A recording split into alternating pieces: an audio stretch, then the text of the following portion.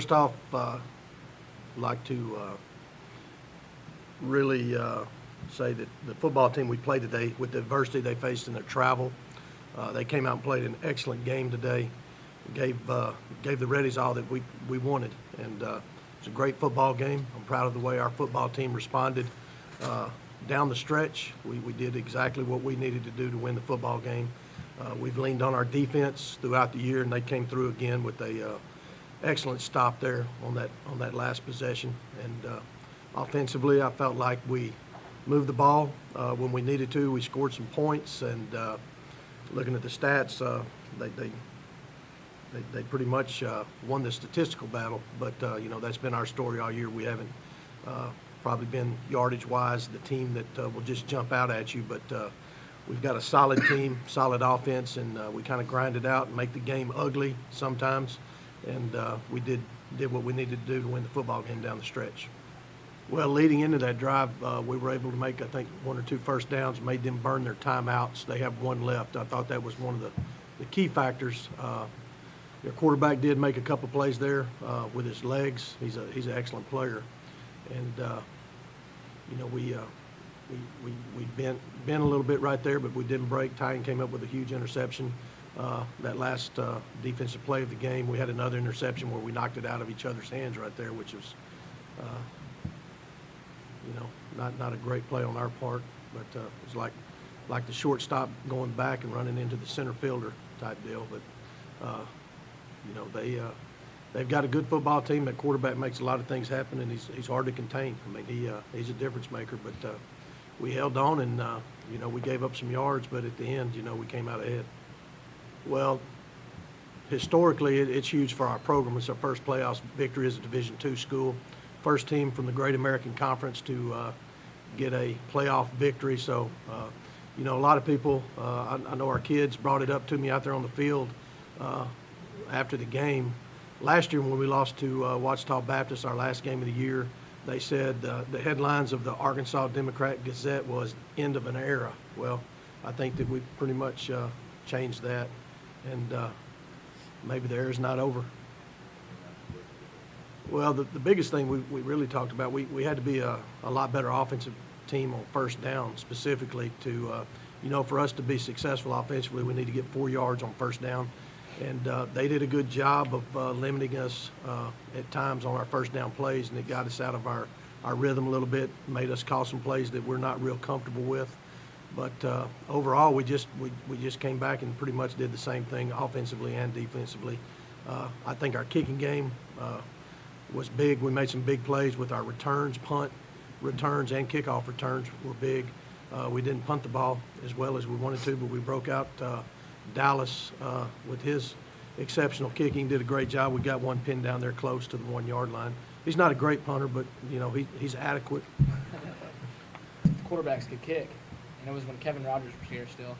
And Kevin did it, and he was decent, and I kicked my first ball and missed the top of his head by about 6 to 7 inches. So, but we worked on it a little bit. We worked on it the past 2 weeks, and broke it out tonight.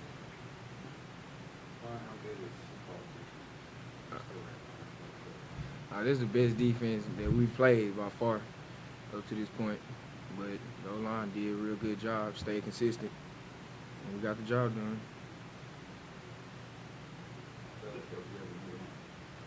Great, making history.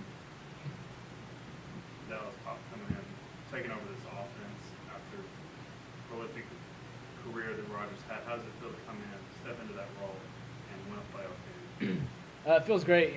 This season we've kind of taken our offense has kind of shifted gears a little bit. We have a lot of great running backs, and our O-line blocks up front very well for the run. And then when we need to make some plays in the passing game, we do it. And you kind of see that from your Alabama, LSU schools where they do enough to win. They have exceptional running games, and the quarterbacks just kind of facilitate the game as we go. And I think that's kind of the profile that we've developed here offensively at Henderson State. How long were y'all disciplined last week in no interceptions? No. Which one made up for that? So talk about what was tough with the one that you should have had. Got knocked out by your hands over the last week. the one we should have had. That we put the game away. What were you Tyon's not a big talker. We're going to have to dig it out of him a little bit. What were you reading on the last play?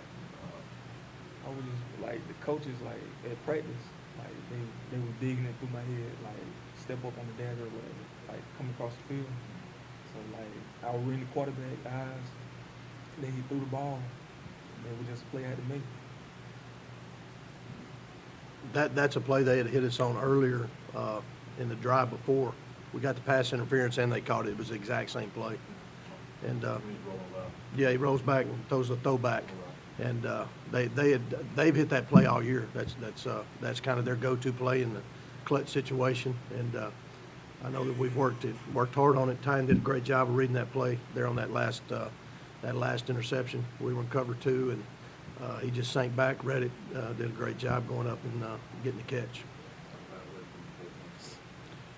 Well, I mean, you get to this point, I know they've got a good football team. If they went to Minnesota State Mankato, who was, I guess, the number 2 seed in our region, went up there and, well, I don't know, what was the final, 48-35? What was it, Sean? 51-49, so it must have been a shootout. But the little I know of them, they've got a great quarterback. He's got all kinds of passing records for Emporia State. He's thrown for, I think, close to 4,000 yards, maybe a little bit more this year. So we'll face another outstanding quarterback and passing team. Haven't really studied them on film yet, but that's what we'll get to work on first thing in the morning. And you know, the good part is we're still at home, and you know, having the home field advantage is huge for us. Not having to travel, and you know, with being the Thanksgiving holiday and break, you know, we've got to stay focused. And you know, the kids, some of our kids I know are a little homesick because we've been doing this since the second week of August. We've been here on campus without a break, so we've got to focus on the task at hand and practice hard and study our opponent, and hopefully we can have some great preparation this week. Well, you know, this all goes back to the type of player that we recruit, our off-season program. We recruit guys that, you know, love to play football. We want the blue-collar guy that is hard-nosed, and we try to instill that in them, and it's a culture that we try to create here. And our off-season program is extremely hard. We coach extremely hard here. A lot of kids don't make it in our program just because of the approach that we take. But the kids that we put out on the field every Saturday, I think you can see they're tough, hard-nosed kids. And no matter what the situation, we can lean on each other, and we're going to fight to the end.